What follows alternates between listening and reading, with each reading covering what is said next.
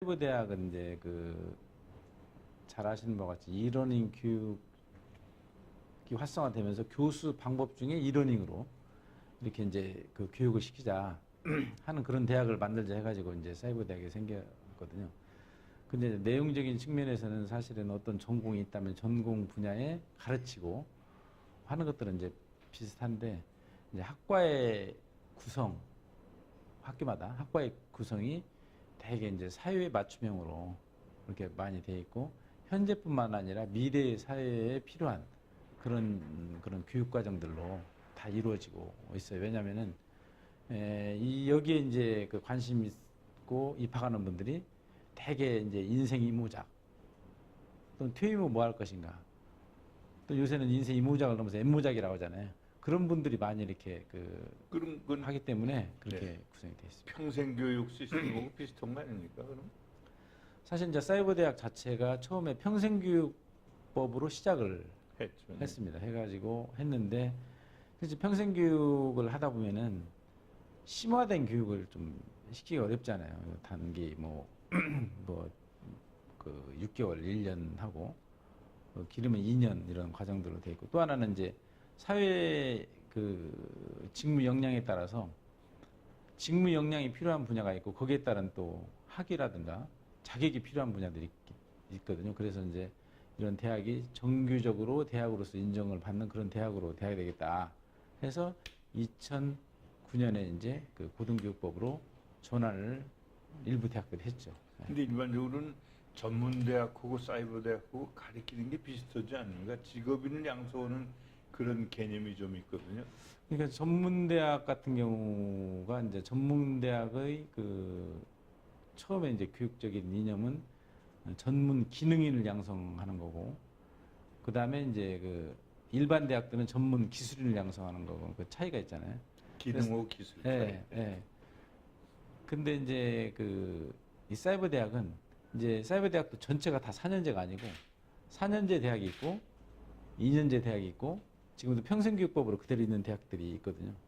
그래서 이제 지금 전문대학은 그야말로 일반 전문대학과 거의 비슷하게, 영진전문대학 같은 경우는 그렇게 운영이 되면서 2년 동안 그런 과정을 기능을 습득하게 돼 있고, 4년제 대학 같은 경우는 기능을 좀 넘어서 어떤 4년제 대학의 기본적인 철학인 어떤 자기 전공에 심화된 문제 해결 능력을 기르는 그런 것으로 좀 이렇게 좀 오리엔트가 되어 있다고 볼 수가 있죠. 우리 이제 원광 디지털 대학교 같은 경우는 누가 봐도 이제 특성화가 돼 있는 대학이고, 특히 이제 웰빙하고 한국 문화, 한류 쪽으로 이렇게 특성화가 돼 있습니다. 구체적으로 어떻게 지금 저희는 웰빙 쪽에는 이제 지금 요새 가장 이슈가 되는 건강인데, 이제 우리 대학이 원광대학교를 모태로 하기 때문에 한방 유명하잖아요. 한방 건강학과. 그래서 약선요리라든가 건강에 대한 여러 가지 자연 치유에 대한 그런 것들을 배우고, 또 하나는 이제 요즘 운동, 요가학과 같은 경우는 사실은 학부로서는 우리나라뿐만 아니라 거의 세계적으로 요가학과는 우리밖에 없어요. 예, 그래서 인도에도 학부는 요가가 없고 대학원 과정에 요가학과가 있어요. 왜냐하면 인도 같은 경우는 요가가 생활화되어 있기 때문에. 그 다음에 이제 저희가 이제 이제 주로 차를 많이 마시잖아요. 웰빙 쪽에. 그래서 차문화 경영학과 같은 경우도 학부에는 차문화 경영학과 있는 데가 저희밖에 없습니다. 그래서 대부분 졸업생들이 우리 출신이고, 또 한방 미용, 웰리스 쪽에도 이제 학과가 있고요.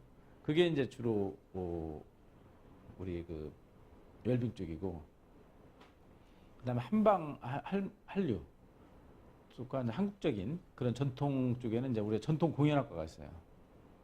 전통 공연학과가 그냥 풍물이라든가 우리나라 전통 민속을 이렇게 가르치는 데가 있고, 그다음 동양학과가 있고, 이제 뭐 풍수라든가 뭐 그런 것들을 가르치는 데가 있고, 그다음에 이제 한국 복식, 한국복 이렇게 좀 특화가 돼 있거든요. 그래서 우리는 아주 특화가 돼 있는 대학으로 이렇게 돼 있죠.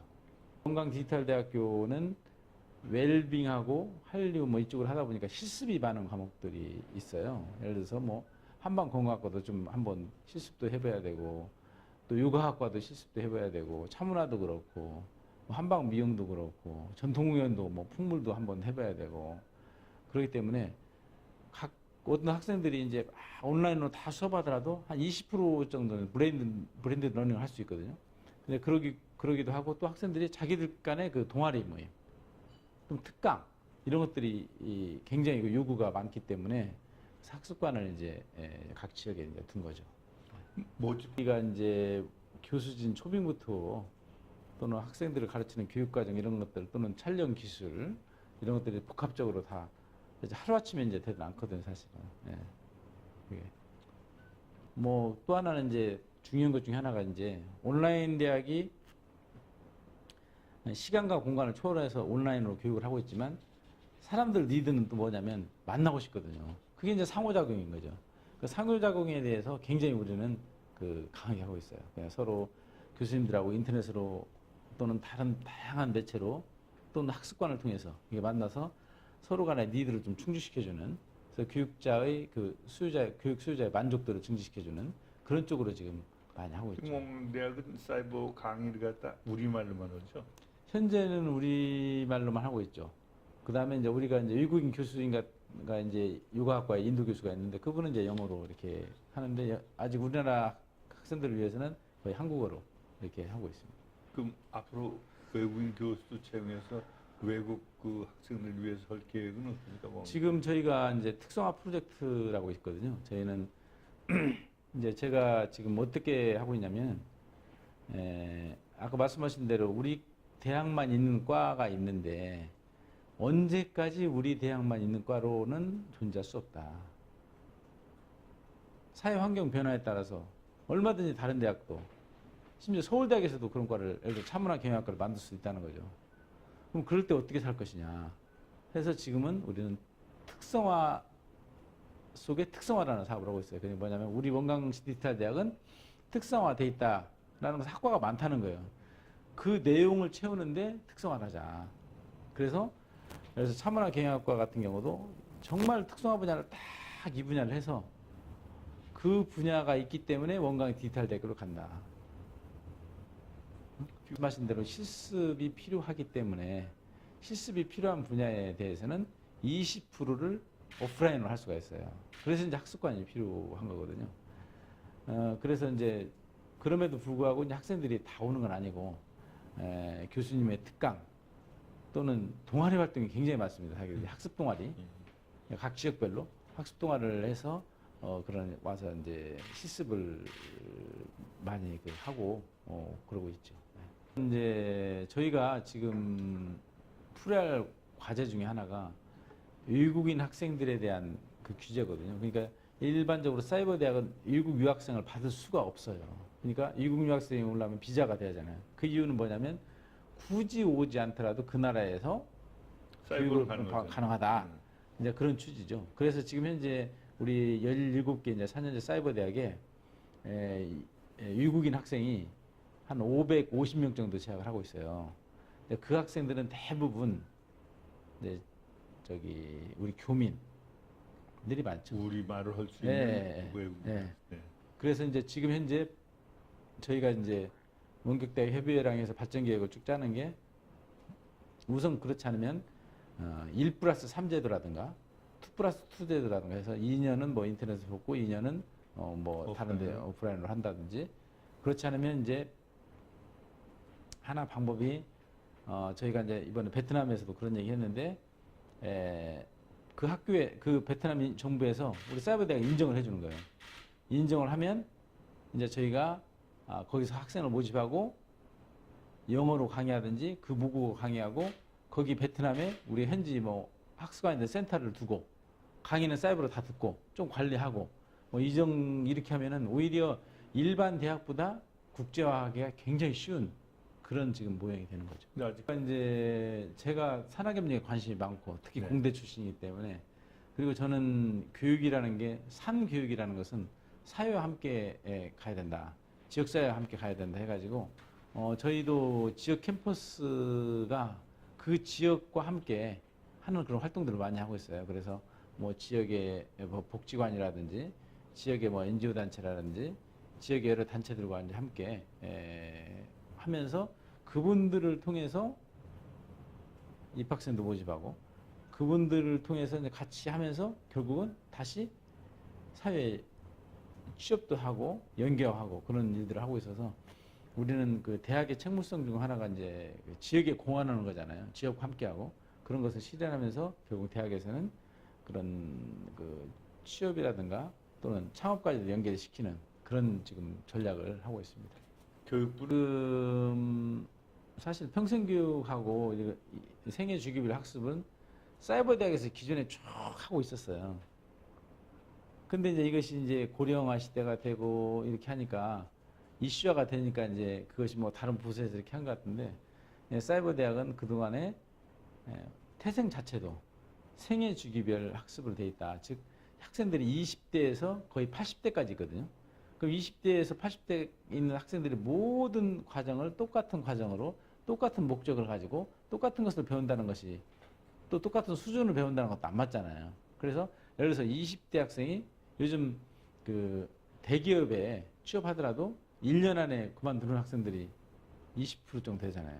그럼 그 학생들이 다른 데도 탔지만 그분들이 또 다른 직업을 하려면은 그런 교육도 필요한 거죠. 그래서 20, 30대에 필요한 과정, 그다음에 40, 50대에 필요한 과정, 60대 이후에 필요한 과정 이런 것들을 우리가 나눠서 생애 주기별로 각각 그 콘텐츠를 다르게 구성해서 그 생애 주기별로 직무 역량에 맞는 그런 것들을 우리가 지금 표방하고 있고 이번에 이제 교육부에서도 그걸 인지하고 이제 예산도 우리한테 이제 지원을 하도록 이렇게 기본적으로 이제 국가장학금이 있고요. 국가장학금이 있고 저희는 이제 교내 장학금이 MOU를 맺는다든지 하면은 뭐 50% 또는 뭐 일반 학교 같은 30%가 다양하게 있어요.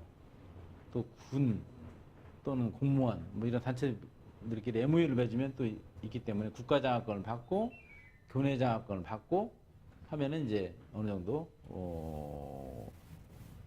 좀 사실은 저렴한 가격으로 우리가 그 학습을 할 수 20대 학생들이 좀 늘어난다고 하잖아요.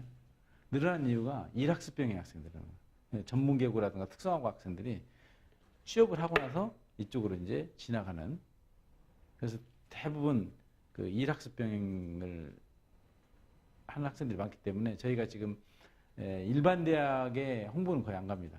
모든 사이버 대학들이 대개 가는 게 이제 전문계고라든가 또는 그 방송통신고등학교 그 다음에 특성화고등학교 이런 데를 이제 주로 타겟을 하고 있죠. 군대가 타깃이 될 수 있을 것 같아요. 네, 군대도 저희가 지금 군대가 사이버 대학에 한 1년에 3,500명 정도 입학을 합니다. 말씀하신 대로. 전체적으로? 네, 전체적으로. 그게 이제 그 학교마다 좀 다른데 그 이제 군대의 특성은 뭐냐면 모든 과를 무조건 보내는 것이 아니라 군인이기 때문에 군하고 좀 직무하고 연결된 그런 과를 많이 가요. 그래서 뭐 상담심리라든가 뭐 사회복지라든가 행정이라든가 경영이라든가 뭐 태권도라든가 이런 좀 특성 있는 과들로 이렇게 군에서 보냅니다. 그래서 이제 지금 뭐 올해도 발표가 됐는데 부사관 생도들 같은 경우는 부사관 그 승진 같은 거 할 때 그런 관련 역량을 그 자격증이라든가 또 학위가 있으면은 가점을 준다고 이렇게 돼 있어요. 근데 그 역량의 그 바운다리가 뭐냐면 그 직무와 관련된 예를 들어서 뭐 전혀 터무니없는 과를 할 수는 없잖아요. 그래서 이제 그렇게 돼 있어서 주로 이제 지금까지 보면은 군인들이 가장 많이 하는 게 이제 상담학과. 네, 상제 중요한 게 이제 특성화 중에서 누가 뭐라 해도 웰빙, 첫째가 웰빙. 웰빙에 오리엔티되어 있는 데는 우리밖에 없어요. 웰빙 쪽에. 그 웰빙 구체적인 내용이 어떤? 웰빙이 이제 건강, 삶, 행복. 그러니까 이제 저희가 한방 건강학과가 있고 차문화 경영학과가 있고 그 다음에 요가학과가 있고 한방 미용이 막 쭉 웰니스 학과가 보잖아요. 그런 과들이 이제 주로 중심이 돼서 이제 끌어가고 있습니다. 그 뒤를 잇는 과가 이제 있는 분야가 이제 한국문화, 한류 이쪽으로 돼 있어서 가장 브랜드 가치는 정말 특성화가 있는 대학이다. 두 번째는 이제 학생 중심 대학이다. 저희는 모든 것을 학생 중심으로 다 돌렸어요. 그래서 뭐 교수님들이 귀찮을 정도로 학생들하고 상호작용이 많아요. 뭐 전화도 하고 한 학기에 최소한 2번씩은 교수님들하고 전화도 하고 뭐 그 만남을 하고 있고 학습관에서 만나고 학생 중심 대학으로 이렇게 하고 있고, 세 번째는 이제 지역과 함께 한다. 모든 대학이 그 지역과 함께 하는 그런 지역과 함께 지역의 문제를 같이 해결하면서 함께 논의도 하면서 이제 우리가 대학이 성장해서 그 학생들이 그걸로 수업도 받고 또 사회에 취업도 하고. 같이 하는 대학이 6개 대학이 있어요. 그 총장들이 가서 호장은 뭐 이거 뭐 크게 돈 주는 것도 아니고 할 수 있는데 그런 문제가 있어요. 세 종류의 그 지금 학교들이 혼재돼 있다. 그 다음에 또 하나는 거기에 대기업이나 이제 그런데 또 전문대학 협의회에 들어가가지고 거기서 주가 메인이 거긴데 우리의 이 사이버 대학의 여러 가지 법과 제도적인 이런 것들을 또 예산 이런 것들을 과연 어느 정도 사이버 대학이 발전할 수 있도록 이렇게 할 수 있겠느냐라는 거예요. 그런 고민을 우리 선배들이 많이 하셨더라고요. 저도 처음에는 단순하게 막 사이버 뭐 원대협에 들어가면 어떨까 했는데 그 아니 그렇기 때문에 원격대학 협의회를 만들어서 정말 미래 교육의 모형을 만들어 간다. 원대협 원격대학법은 물론 큰 틀은 이제 법이기 때문에 이제 그 큰 틀은 같은데 내용적인 측면에서 이제 어떻게 하면 우리가 이러닝 교육을 활성화시키고 이러닝 교육의 콘텐츠를 질 관리하고 그다음에 향후에 미래 교육을 어떻게 우리가 온라인에서 이끌어갈 것인가 발전시키고. 저는 미래는 이제 사실 사이버 대학 전체가 온라인 전체가 사이버 대학 전체가 사실 미래가 굉장히 좀 불투명하다. 왜 그러냐면 오프라인과 온라인 대학의 경계가 없어진다. 우리 회장님께서도 저번에 우리 전문대학 서밋 때 보시겠지만 분위기가 전문대학들도 온라인 관심 엄청 많잖아요. 다 막 그거 하고 싶어 하잖아요. 왜? 학교의 운영비도 줄일 수 있고 사실 막말로 그 전공 교수가 없어도 되거든요. 그러니까 언젠가는 오프라인과 온라인의 경계가 없어진다. 그러면 오프라인에서 사이버를 하기 시작하면은 사이버 대학이 힘들어요. 왜냐면 그 교수 질이라든가 여러 가지 인프라라든가 그건 비교 안 되니까. 그런 한편으로는 그런 이제 우리가 그 위기가 있고, 기회는 뭐냐면 모든 사람들이 사이버에 그만큼 관심이 있고 교육을 받아도 된다는 것이 이제 보편화가 됐을 때는 준비하는 자만이 이제 이길 수가 있다. 준비하는 자만이. 그래서 저희는 우리 특성화 분야를 통해서 계속 우리가 교수 역량 강화를 하고 있어요. 교수 역량 강화해서 계속 콘텐츠를 어떻게 만들 것인가. 그 다음에 향후에는 여기 한국만 갖고는 안 되거든요. 이게 교육 한류. 그러니까 우리가 뭐 한류 얘기를 많이 하는데 이제 교육 한류를 하자. 그래서 어디에 있더라도 우리나라 콘텐츠를 접속해서 우리 대학에 다닐 수 있도록 만들려면 이제 콘텐츠 질이겠죠. 근데 그런 부분들을 우리가 좀 구축을 하고 있고, 더 나가서는 그럴 것 같아요. 이제는 과연 그 대학에 이런 대학 같은 경우 교수가 필요할까? 유능한 분야의 교수 콘텐츠를 갖다가 활용하면 되잖아요. 그죠? 활용하고 실제 이제 교수들은 학생들을 어떻게 잘 관리하고 학업 능력을 더 증진시킬 수 있을 것인가는 그런 코디네이터 역할을 할 수 있는 그런 시대로 되지 않을까. 근데 거기에 대비해서 우리가 이제 다양한 준비를 지금 하고 있고, 그동안에 우리 원광 디지털대학뿐만 아니라 원광 사이버대학의 위상을 좀 정말 우리나라의 교육을 담당하는 큰 주체로서 일반 대학이 있고 전문 대학이 있고 사이버 대학이 있어서 이 3주체가 정말 좋은 인재를 양성해서 우리나라 국가 발전에 이바지하고 더 나아가서는 우리 국가 경쟁력을 강화시키는데 이바지할 수 있다.